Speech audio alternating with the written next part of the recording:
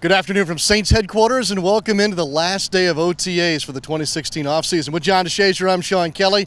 This is the New Orleans Saints afternoon wrap presented by Acme Oyster House. John, it's a wrap on OTAs. Mini camp's around the corner. We'll get to that in just a second. But as far as OTAs go, this was the final day of this three-week process. Yeah, put a little nice bow on the end of it here with some red zone with some 2-minute. We saw some very nice plays, red zone offensively, especially Mike Thomas with a contested leaping grab in the end zone. So we saw some nice plays out of the offense here at the end. Yeah, and speaking of Mike Thomas, of course, his former teammate at Ohio State, Von Bell, also had a highlight today in an interception. Yeah, Vaughn gets the pick, takes it to the house, does a little somersault into the end zone. So always good to see some defense making some plays here in OTAs because you don't get a lot of opportunities to actually be physical in OTAs. A lot of it is anticipation and play call and guys using instinct. And it's good to see both of those rookie guys making plays. All right, so we're talking about some of the new guys, of course. Well, he's going to get mad when I say this. There was an old face around camp today as well.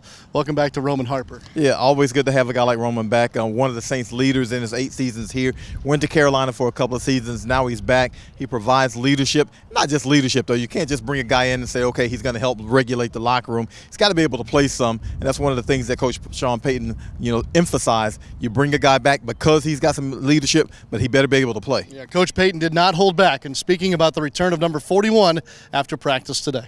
I think with Roman, so he's been 2 years now away. There's just a presence with him.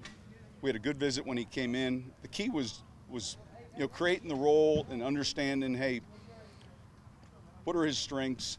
And it's one thing to say, hey, we're just going to bring a player back because he's a good leader, but at some point, a veteran player needs to have a role playing.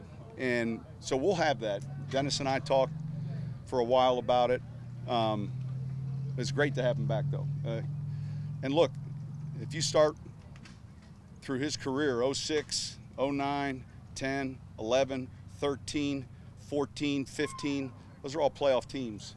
For a guy that's played in the league for 10 years, that's pretty impressive. I never really thought, I always kept a place here, but never really thought I'd actually be with the organization or playing. So it's been a pleasant surprise. It's been a great 48 hours, 50-something hours since I've been back, and I've really enjoyed it. Everybody's been great around the city, and as I'm running around doing some things, it's been really nice with the welcome back. Meanwhile, on the field, a couple of Saints were noticeably absent today, one of which was Hau'oli Kikaha, who did not practice. There are several media reports out that there's been an injury involving Kikaha. At this point, nothing's been verified, and also at this point, his status has yet to be determined. But with that, John, Kikaha not on the field provided some opportunity for Obum Gwacham. Yeah, Gwacham gets to go with the ones. He said, that's not really a shock to be running with the ones. He's gone against the #1 offensive tackles as a backup, so to get out there with the ones obviously is going to help his growth and development, but certainly giving him a chance to develop some chemistry if indeed he's going to be the guy who's going to be replacing Kikaha. Yeah, no doubt about that.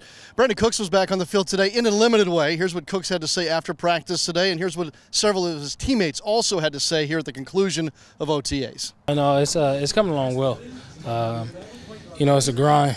That's the fun part about it, being back with the guys from a little break and to be able to, talk some football and play some football. It's always fun when you can do that. I think I got a lot to prove, definitely, just for myself and also just to prove people that I can definitely play in this league and stuff like that. So I feel like I got a lot to prove. I want to do a lot of things for myself, and I want to be able to be on the field this year.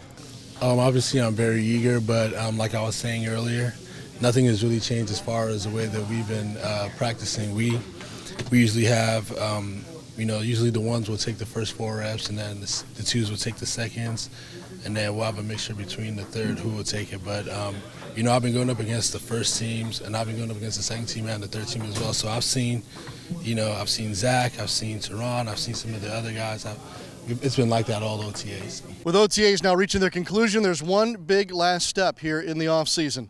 Minicamp looms. It's right around the corner, John. Yeah, got minicamp next Tuesday through Thursday, obviously open to the public, so the fans can come in, watch the Saints go through the paces a little bit, get a chance to see guys like Michael Thomas, who you want to see, Von Bell, see how sharp Drew Brees has been. So you get a chance to see a lot of these guys that we've been talking about, but you hadn't been able to put eyes on. Yep, helmets, it looks like at this point, and similar practices to what we've witnessed during OTAs for you next week during minicamp. All the details about minicamp, the process of getting here and getting in, and the proper times and weather rules can all be found, of course, at NewOrleansSaints.com. John Saints mailbag tomorrow as well at NewOrleansSaints.com, plus some more videos from today's locker room visit. That'll do it for OTAs and for the New Orleans Saints afternoon wrap, brought to you by Acme Oyster House.